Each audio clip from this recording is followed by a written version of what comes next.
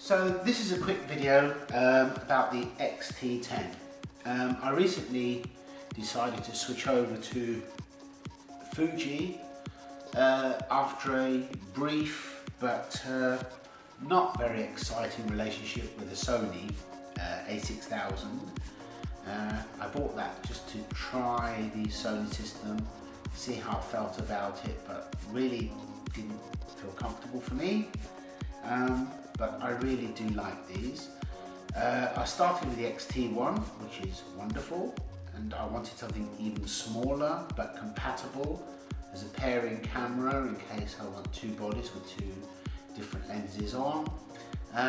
So I thought I would try the XT1. I have got the 27mm pancake lens, which is actually an XT1 which I'm filming this with, which is actually beautiful. It's very small, very sharp, very quick focusing, a little noisy with the focusing, but generally it's fine. It's a very, very good lens, fantastic value. And this on the moment has the 18 to 55. This is quite a good walkabout lens. It's 2.8 to f4. Has OS, which is very good, so it's ideal for video. Although I do prefer prime lenses, hence the reason that I would like to have two bodies with me wherever I can, so that I can have, you know, an ultra wide and a wide standard lens without having to switch lenses all the time, which works better for me. But this lens is very, very, very good. It would be unfair to call this a kit lens. It's actually a very good lens. This little X-T10 is actually very, very good. Image quality is superb. I love the traditional usability of it with my traditional dials, which feels like a proper camera rather than just an electronic gadget. It has everything that I need. Surprisingly enough, it has something that is missing on the XT1, which is a little pop-up flash. Now that takes absolutely no room at all here. You wouldn't even know it was there, but if you don't have anything with you and you just have the camera, that little thing can get you out of trouble. I really don't like using on-camera flash. If I do have a flash with me, it's normally a small one, which is more than enough, because I find that the bigger flash guns, they literally, even very, very low power nowadays, they're just too powerful. So any of the bigger flashes, like the Yongnuo 560s and so on, I normally just use them off camera with a remote. So on camera I would only ever have a small flash with me. So really that can be very handy. Pity that this is not on the XT1, XT2 as well. But overall, I think this is a very good camera. Image quality is superb. It feels nice. It's smaller than the XT1, so in some ways, not so good. A little bit smaller, too small for some of the bigger lenses, which I wouldn't really use for this anyway. But small enough, especially if I put the pancake lens on here, it comes to there. It's tiny, it can go in my pocket.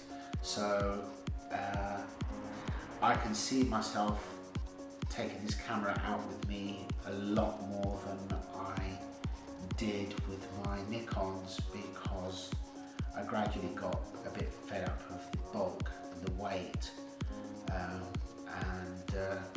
Now they remain for just certain situations where they are needed. It's a learning curve switching a camera system. I must admit, I really couldn't get to grips with the Sony system. This is much better initially, but there are a lot more other things within the menus. For me, maybe because I've always been Nikon, I could switch from the D70S, which was my first Nikon DSLR, D90, 300Ss, 7000, 71, 7200, 750, and everything was a logical evolution always seemed to know where everything was. I really didn't have to think too much, which is not the case with some of these other systems, but that could be me just simply because I'm used to Nikon and it will take me some time. But generally it's not too bad. But for my most frequently used controls, I know where they are and how to change them at a glance, which is what I wanted. I'm probably going to try buying a few of the manual lenses for this, because one of the reasons that I did choose this system is because certainly for personal use, I wanted to be able to enjoy the more traditional side of photography, my manual settings, manual lenses, manual focus. My adapters have come for some of my old manual focus lenses, so I've tried the Nikon 50 1.4 AIS on here, I've tried the wonderful Minolta 58mm 1.4. They are amazing for portraits. They really do have character and they're beautiful to the point where I'm not sure if I really want the Fuji X T10 or not at this point anyway. I think because the viewfinders on these Fujis are so good and they're so bright, even without the focus peaking, those fast lenses just seem to snap into focus, and with focus peaking it's a doddle, so it really doesn't make any difference to me. Of course, if I were doing anything more action or whatever, then I'd be using my Nikons anyway, because I just find them more suitable for that. So for anything I would be using these for, my manual lenses are fine. So I may be looking out for a few more of them. The jaw is out now on the 23 and the 56. I'm not certain.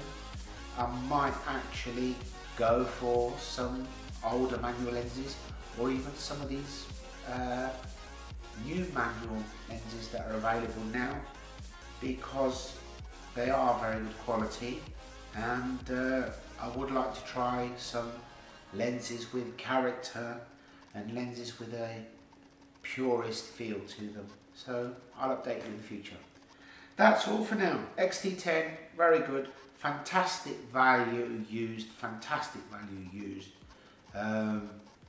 so worth looking out for, and we'll see where we go from here. Be back soon. Bye.